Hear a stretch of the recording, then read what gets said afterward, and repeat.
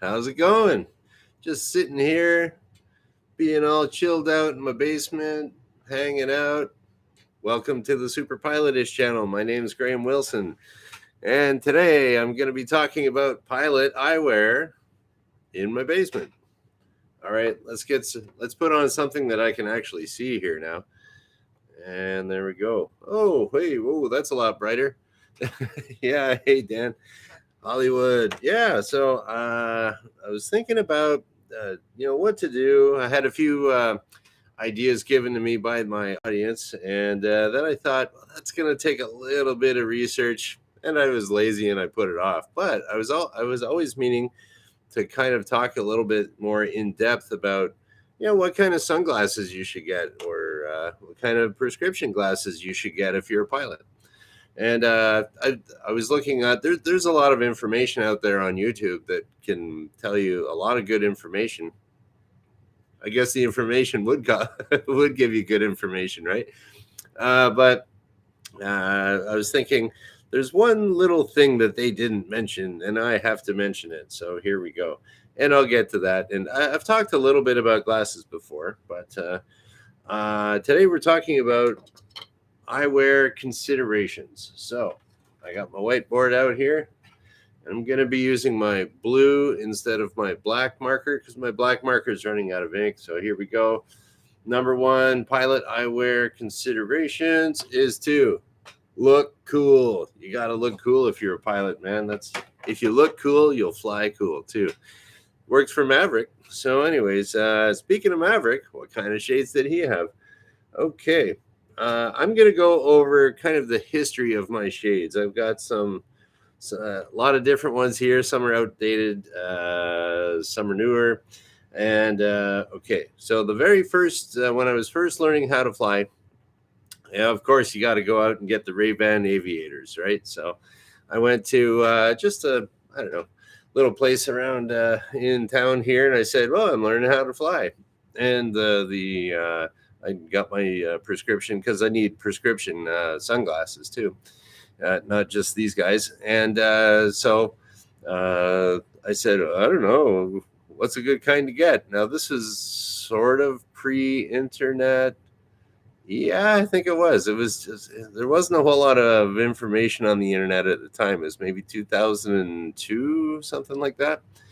There definitely wasn't any YouTubes around. So, anyways, I just went in, and the optometrist, I don't know, some girl there. Anyways, I said, "Yeah, can I have the Ray-Ban aviators?" And then they had them, and because you got to look cool, of course. And then she said, "Oh, what kind of lens do you want?" And I'm like, "Ooh, I don't know. What do you do?" And she said, "Well, a lot of people like the G15 for driving." And I'm like, "Well, I'll be driving a plane around, so okay." And as it turns out, the G15 lens from Ray-Ban, it's kind of a greenish tint. That's kind of like the industry standard for just about any pilot out there.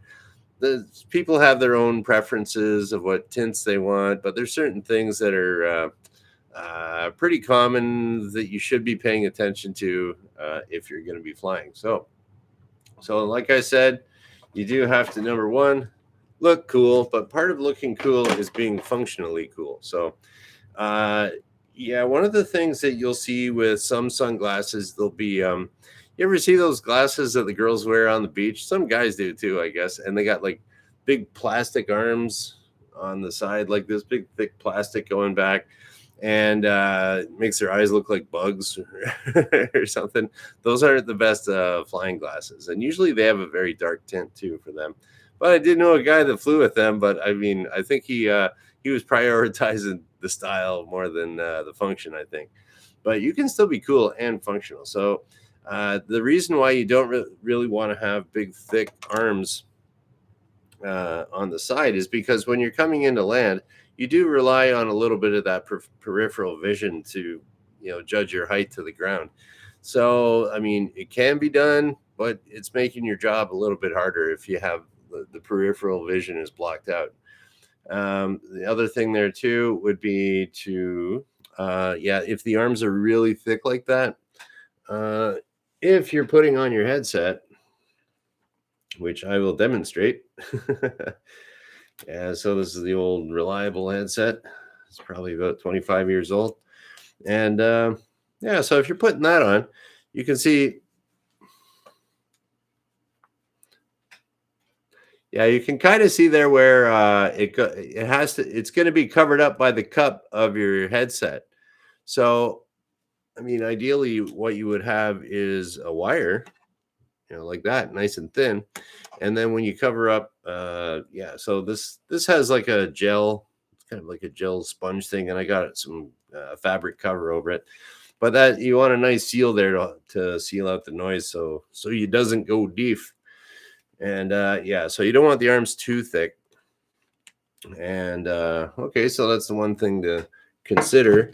And another thing that everyone will tell you on the YouTubes is that you don't want polarized lenses. Now, polarized lenses are great for if you're going to be, camping all day or something, or you're going to be fishing or something like that.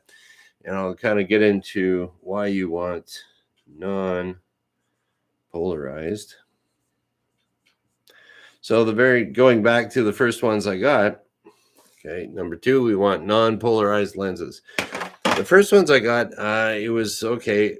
I wanted my cool looking aviators, and then I was thinking at the time, just in my unknowledgeable, Google searchable head, it was like, okay, if I get glass ones, glass lenses, I know that UV light doesn't go through glass, and I don't know. I think UV light's supposed to be bad for you or something. I don't know. And hey, Shecky, thanks for popping in. So I got these. My original ones were pretty much just like this, same color, but they were actually very thick and they were glass. So they looked just as cool, but the glass lenses were really heavy on my nose. And yeah, after wearing them for a while, a couple hours in the plane, and it's you're bouncing around a little bit, and it's kind of, I don't know, it started to hurt my nose a little because it was kind of heavy, and my ears too a little. So it's like, okay, glass wasn't the best. And then, so, anyways, I got out of flight school there. And eventually, those glasses, they got stolen out of my car because I forgot to lock it, or I didn't lock it, or something. They were in the glove box. And some moron went and stole some prescription glasses that they can't even use. But that's usually thieves aren't the brightest bulbs around. So, anyways, went on and I didn't even bother buying any sunglasses for a while till I started working as an instructor. And one day I was coming back from a cross country flight, and it was directly into the sun. So I had basically glasses similar to this, and just no sunglasses at all. And you know, that's one of the things that if you're driving a car, the road turns here and there, so it might even have some hills going up and down. But if you're just flying straight and level in a plane directly at the sun, you're just like there's nowhere to turn away, and I felt like I was burning my retinas out. So I said, okay, I got to get some glasses. And so as I found out over the years that the glasses are part of your, I guess you could call it PPE, personal protective equipment. You could call it the equivalent to a construction worker's work boots. You're going to be using them all the time, and you really shouldn't be going cheap on that because you need your feet as a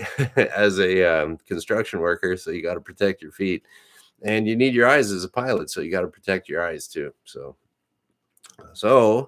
the next thing I did was I went out and I got these guys here. So these ones here, these are also Ray-Ban with the G15 lens.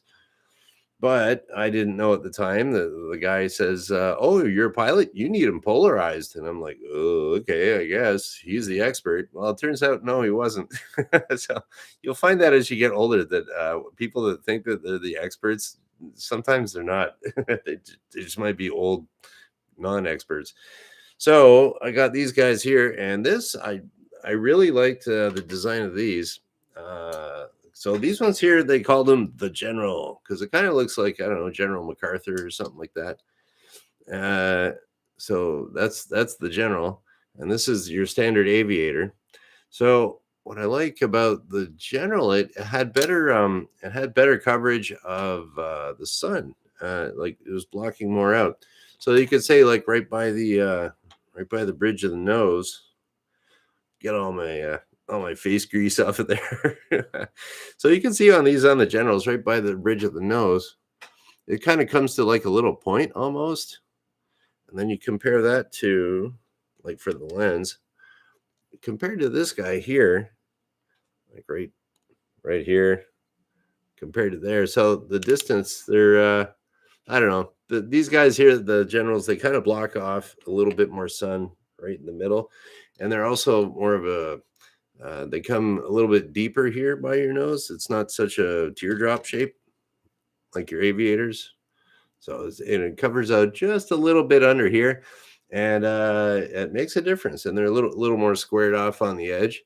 So these ones are the best shape, and they were $100. I got them because I wanted the G15 lens, but I didn't want to pay the extra $100 to get the cool aviators. But as it turns out, I kind of like these ones better.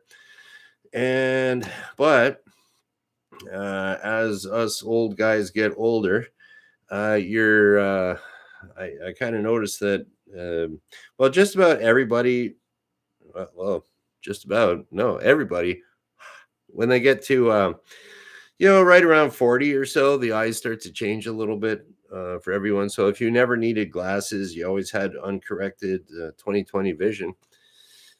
That's when you start needing the cheaters, and your arms to read things keeps getting out further and further and further and further. So that's what happens. And then if you have glasses normally, that's when you start to you can't see like kind of the mid range, and you can take your glasses off a bit and you can see. That's what I do sometimes when I'm reading this. But yeah, so that's when you need the bifocals, or like these are progressive lenses where it's on the top, it's for seeing far. In the middle of the lens, it's for kind of seeing mid range, and then for reading up close, it's through the bottom. So usually, yeah. So that's what these guys here. These are progressive lenses.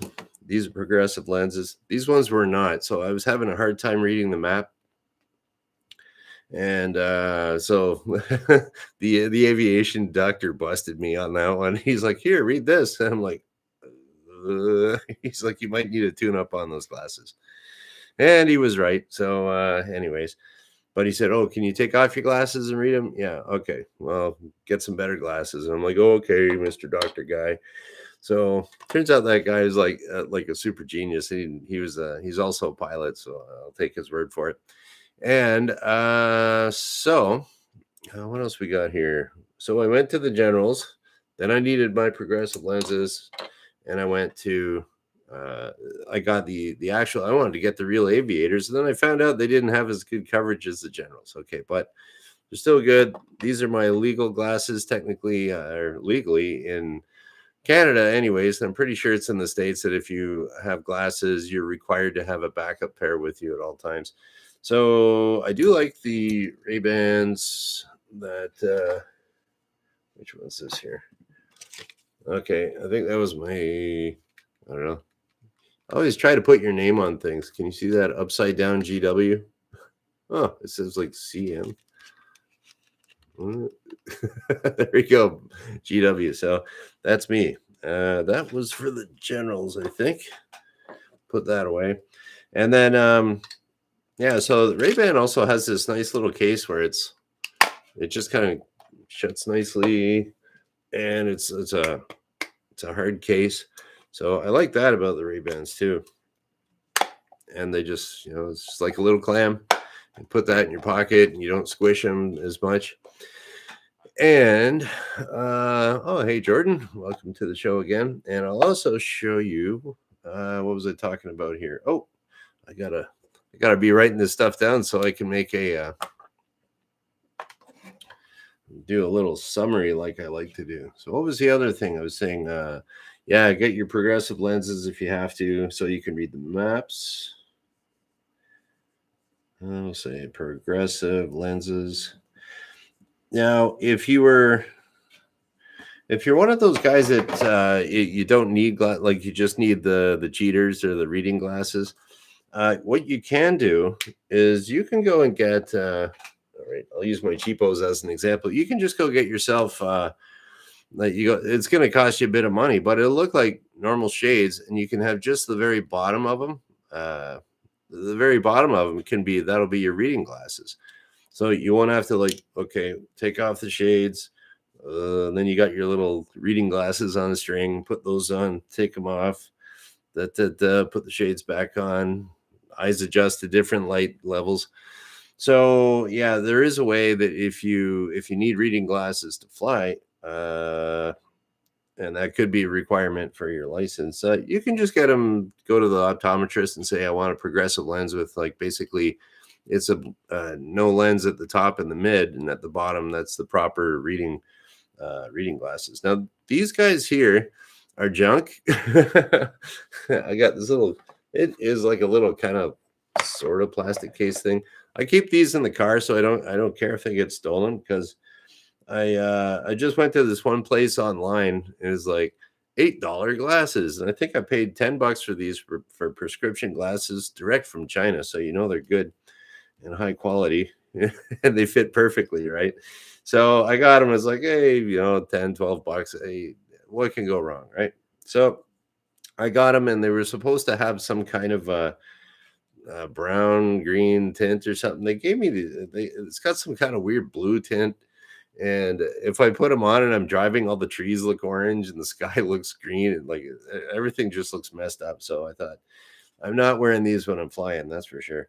But in the car, if it's really glary out, okay, I'll put on the pieces of junk. And then if it gets stolen, I don't care. It was $12. Give me an excuse to get some new ones. All right. But okay. And then they're not progressive lenses or anything. Okay, so what else can I tell you about here? Oh, we'll do another little review. So, like I said before, I think I'm all up to date in my history of my glasses. Exciting. So here we go. We're gonna have, like I said before, I prefer to have plastic lenses or polycarbonate or whatever you want to call them.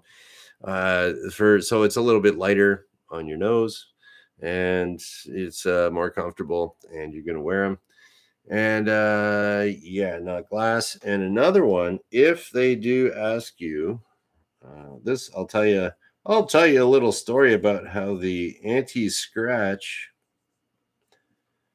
Okay, number 5, the anti-scratch coating that they put on. I got these guys here at the same time as my aviators. Paid a fortune for them, but it might be due for another couple of years. They might last me, depending if I sit on them or not. But yeah, so I got some anti-scratch something coating for these, and I also got them on my aviators too. And I always think about these things as like, oh, is that like some kind of extended warranty that you never use and they hose you on it?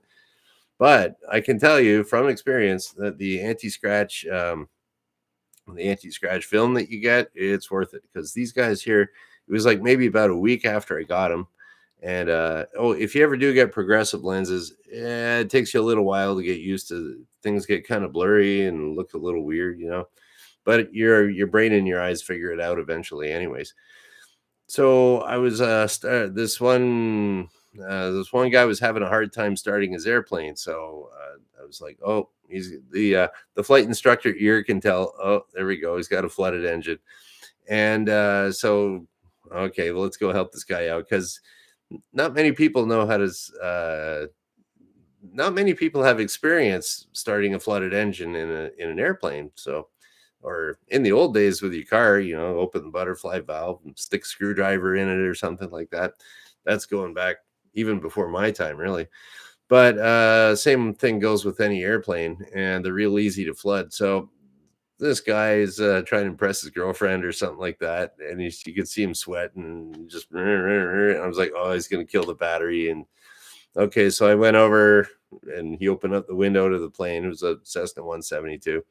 And I said, "Oh, it looks like you got a flooded engine. I'll talk you through it." Okay, so did the proper procedure. The propeller in the front fires up. And one of that, to start a flooded engine, you have the throttle at full throttle open. And so basically a full power start, but you got to be fast to get it back to idle. Well, this guy wasn't so fast, so he fired it up and boom, starts up. The propeller's going full blast. And I was looking this way, and the wind caught my glasses and whipped them right off. So I look over and I can see my glasses just sliding across the apron. Like, no, I just paid like I paid like I don't know how much did I pay for them. $600 for these things or something. It was like, no, and I see him scraping across all the pavement. Went probably about 75 feet on the pavement. I'm like, oh, brand new glasses. They're going to be all scratched up, messed up. Like, okay, have a good flight. See ya. And I went back and picked them up and they were fine. So I can't believe it. These guys here, they slid right across all the asphalt for a good 75 feet. And okay, I'm glad I spent the extra $50 for the anti-scratch coating. Way cheaper than buying a new pair of glasses. Good insurance. Okay, so that's my advice there. Okay, yeah. So we're gonna go over our pilot eyewear considerations again, and I think I forgot to tell you the most important thing that I did want to tell you. Maybe I did. So, anyways, here we go. We got our pilot eyewear considerations. Number one, you got to look cool, but be functional about it. No big bug glasses like I'm hanging out on the beach in Nice. Oh, yes. Or, actually, that's a lot of.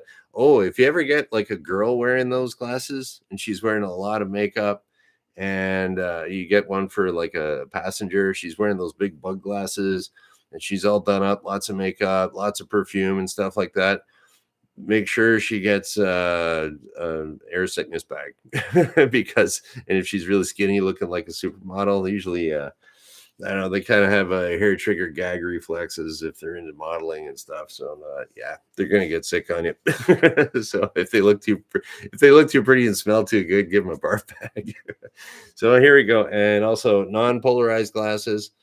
Like I said, that the polarized glasses will just like the polarized glasses I had here.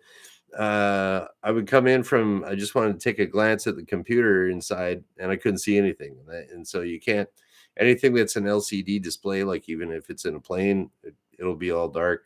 Computers, they'll be all dark. You check your phone, some of them can be dark. And so you don't want the polarized.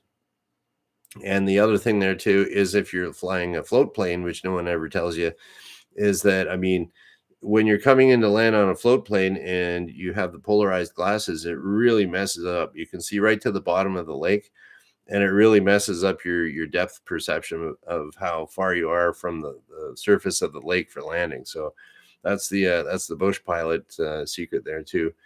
That they don't tell you that anywhere except for the superpilotish channel. That I wish I would have brought that up earlier. I just kind of forgot.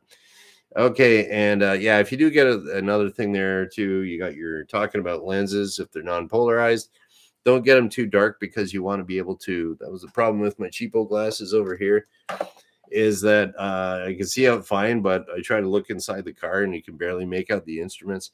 So you don't want that on a plane, that's for sure. Okay, progressive lenses. What did I want to tell you about that? Oh yeah, if you have the,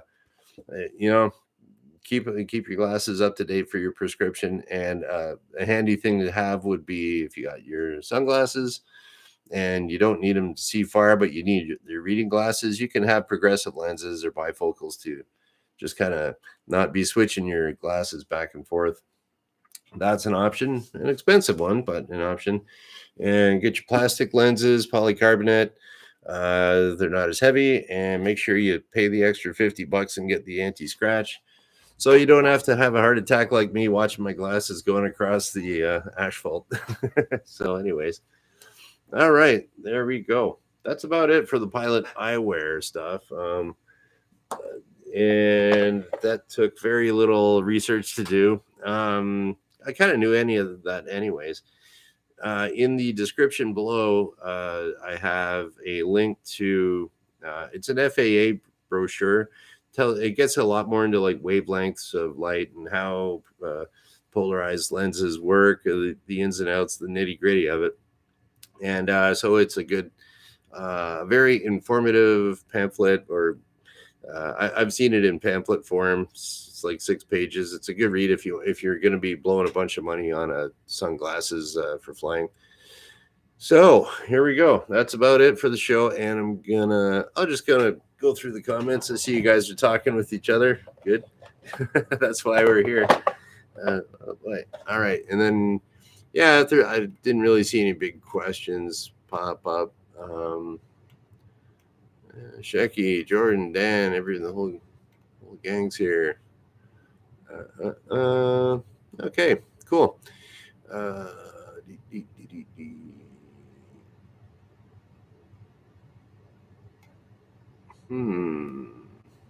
So Jordan was talking about something about like working on a C can with progressive lenses. Not good.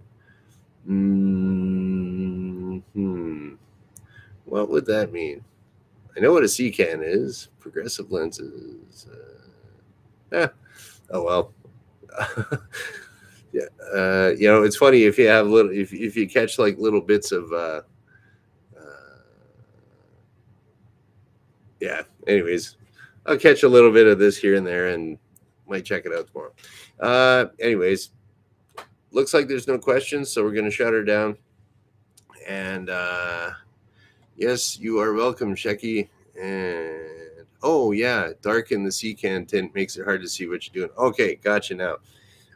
Yes, Jordan, I would agree, and that's a good point. If you got too dark of a lens, if you're going from outside to inside, that's a good thing to remember. Maybe you are going. What if you're loading up a plane? Maybe you're working on the ramp there. That could be a consideration too. If you got loading baggage onto a plane, you're going in and out. That's another thing that the G15 lens is pretty good. It's not super dark. It's good for seeing inside and out and going from inside to outside. It's kind of the industry standard. And I was asking a pilot that works at Delta. He's been working there for years. And I said, do you guys use the G15 lenses? And he says, oh yeah, that's just industry standard. So that's my recommendation too. Works for me. And there we go. I'm going to shut her down. Wait, so I'll see you on Friday because I do this Monday, Wednesday, Friday at noon Eastern. We'll just kind of shut her down. Thanks for watching. Bye.